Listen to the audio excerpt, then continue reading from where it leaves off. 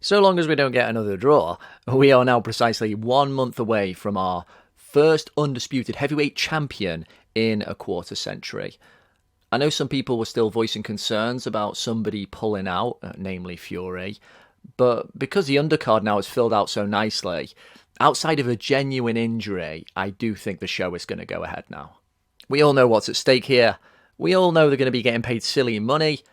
And both Fury and Usyk have these unique, you could say magnetic or repellent personalities that is going to engage a bigger percentage of the casual audience. But I was kind of reflecting over the last week that thinking about the casual audience, the fact that they make up the bulk of the buzz as we get nearer a super fight, I did feel that there is something kind of missing in the air, considering just how prestigious this event is going to be. And of course, it's got a lot to do with the fighters themselves and their brand of fighting. We don't really have that classic contrast of styles here. There isn't really the attacker and the boxer. We've got the highly skilled, moving about in all directions boxer against the kind of more lanky, a little bit awkward, herky-jerky boxer. Neither guys are known predominantly for being that exciting. What I love observing in Usyk and his technical versatility, his polish, is kind of lost, of course, on many of those who fill up seats. And while Fury had a nice little run of taking people out, it can't change the perspective on the fact that he's generally more of a boxer, sometimes a spoiler, and he doesn't really have that much true one-punch power. Now, I remember the first fight between Evander Holyfield and Lennox Lewis back in March of '99. It was basically the main reason over here in England we got Sky Digital.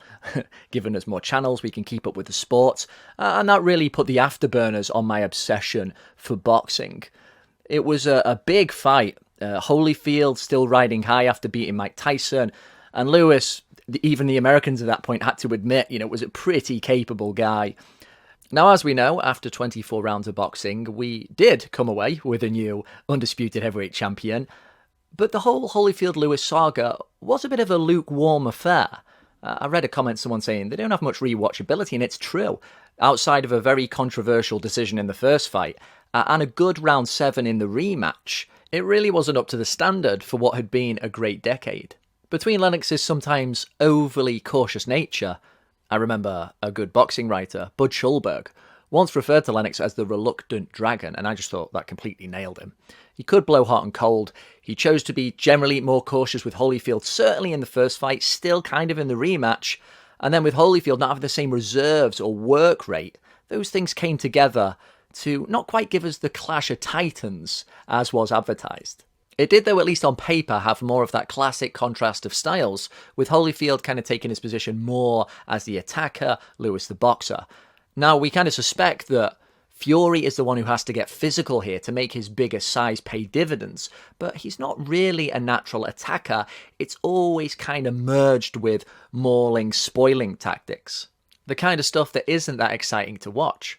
And going into it a little deeper, perhaps something that the casual audience may subconsciously anticipate, is that I'll be damned if this is a clean fight. We know what Fury has to do. He has to make his size count. He wants to be leaning on him, and he wants to be going to the body. Now, this is where it gets really complicated, because it's even been proven, I think in round 10 of the rematch between Usyk and Joshua. Try and hunt out this clip. Usyk gets legitimately hit to the ribs, and he still calls it as if he's been hit low. Now, I don't know whether he's that vulnerable to the body, or whether it just messes with his mojo so much that he just needs everything to be chest level or above. Go and find it. If you're that sensitive to the body, whether it's on the border, a little low, which I thought the Dubois one was, or on target, then I can see there being loads of appeals to the referee. And as we all know, the best fights are the ones in which you basically can't see the referee.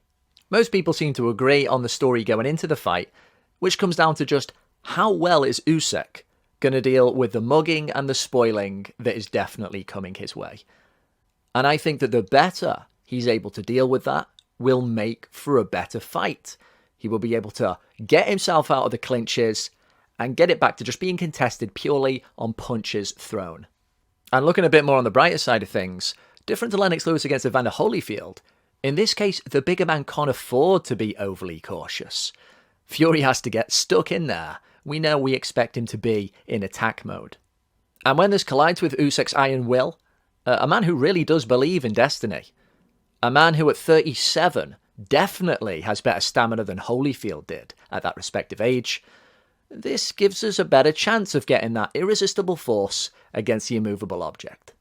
But, my perfect little spooners, what do we all make of what I just said? Are my concerns legitimate? Do you have the same ones? Do you have any different ones? Is this at least going to be a better fight than the first one between Lewis and Holyfield? And hopefully, with a bit of luck, less controversial.